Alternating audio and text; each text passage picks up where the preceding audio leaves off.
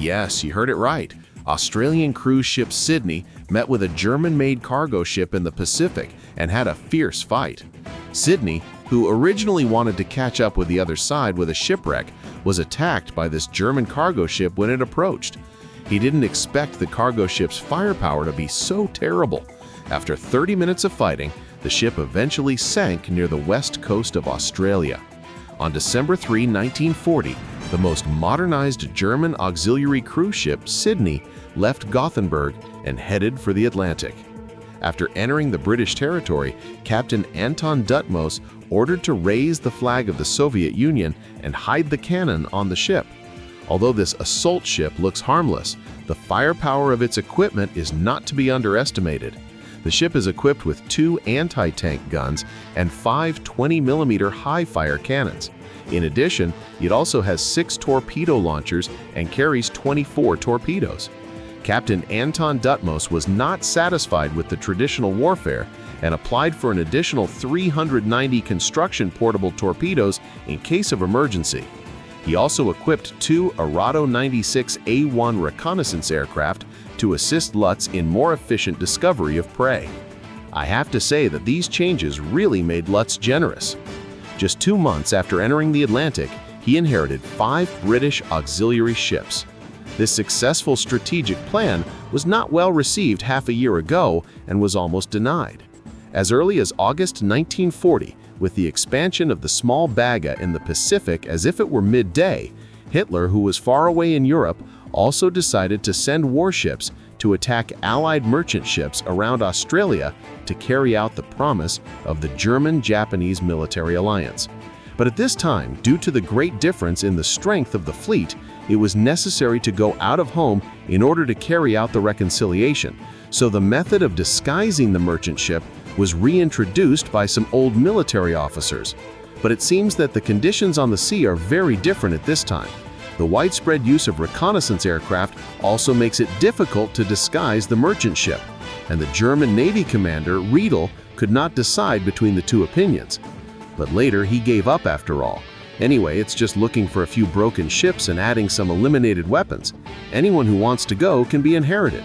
So Riedel ordered the first batch of 5 disguised merchant ships to be modified and named them assault ships or auxiliary patrol ships. The fact proves that Riedel's idea is too correct. The 5 assault ships sent in advance achieved great results in a few months. And there is an Atlantis, which is also an Allied warship. After seeing the results, Germany immediately carried out the second round of modifications, and such a ship was also born from then on. And the front of the ship is the German Hamburg-based American company's cargo ship, Stierlmark. After sailing in the Atlantic Ocean, Captain Andromeda received the latest order from the Navy to go to the Pacific Ocean to assist the Japanese in attacking the Allied warships. On April 19, Captain Andromeda read the superior's order to his subordinates and decided to take a detour and head for the Indian Ocean first. Riedel had many weapons in the successive high-intensity combat which needed to be corrected by the shore. But before the dock, Riedel still did a certain amount of disguise to cover up his real identity. They painted the warships with Japanese patterns and raised national flags, pretending that Japanese warships were able to communicate with each other in the Indian Ocean. But when they got close to the Bay of Bengal, they still destroyed a non-Salaf cargo ship, Marabit, and an Australian cargo ship, Marabah. And it was this attack that almost exposed his identity as a German support cruiser. Because before the Australian cargo ship landed, its captain, Sikina, sent a signal to the Australian Navy that it had encountered the Germans. At this time, Andromeda was also a little scared. Once this place is far from Germany, once it is discovered, there will be no escape. So immediately ordered Andromeda to stop all attacks and hide in the southern port of Zeeland to observe the situation. Until September, after nearly 3 months, Andromeda took off again under the cautious order of Dermos, and this time he will run to the most intense battlefield in the Pacific to attack the Allied warships. After leaving Zeeland, the first merchant ship Andromeda encountered was a Greek cargo ship, Marabit.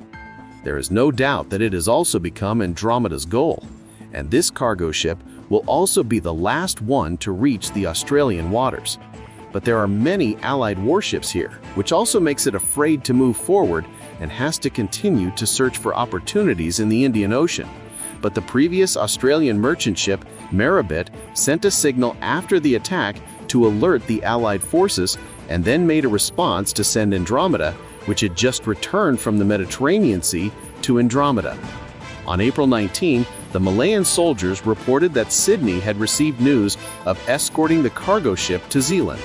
And after the task was completed, he then again sent a signal to the Australian west coast to meet the German support cruiser Lutzow. At 4:05 p.m. on November 19, the visitor on Sydney first discovered that an unknown ship was approaching.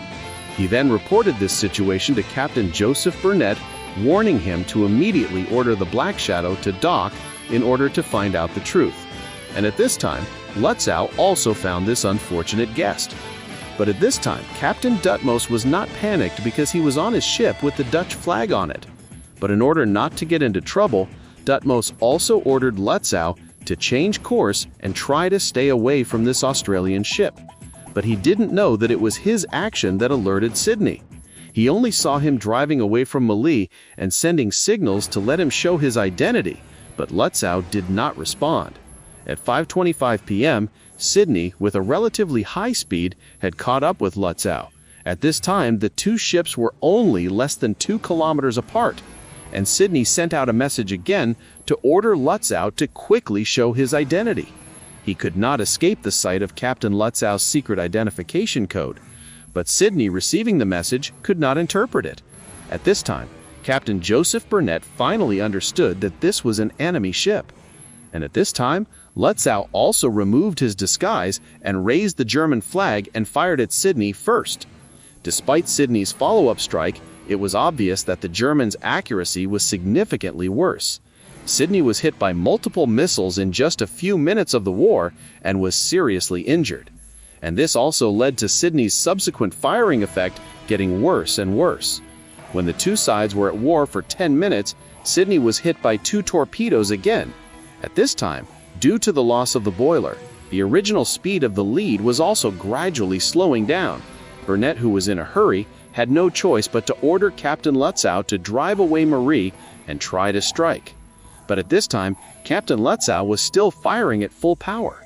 Under the blow of a few missiles, Sydney's cruiser was hit several times and once into the water.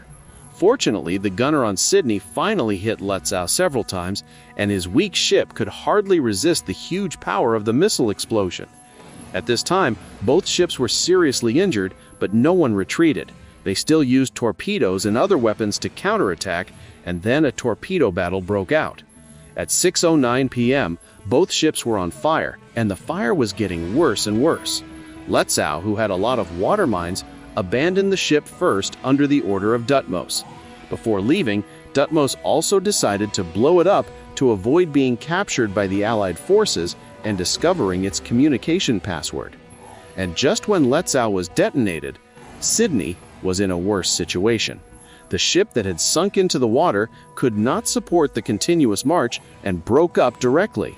Then the shipwreck was quickly filled with seawater and directly submerged in the vast sea.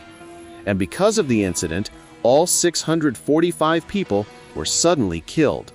And on the second day, the Australian Navy did not see Sydney, which was supposed to return, and could not get in touch with it. After realizing that the situation was not good, the command sent 6 Lockheed Hudson aircraft and Allied warships stationed in Sydney to search for Sydney. Until the 4th day, the British cruise ship Trocadero found the surviving Germans. And through subsequent interrogations, the situation at the time of the battle was gradually restored.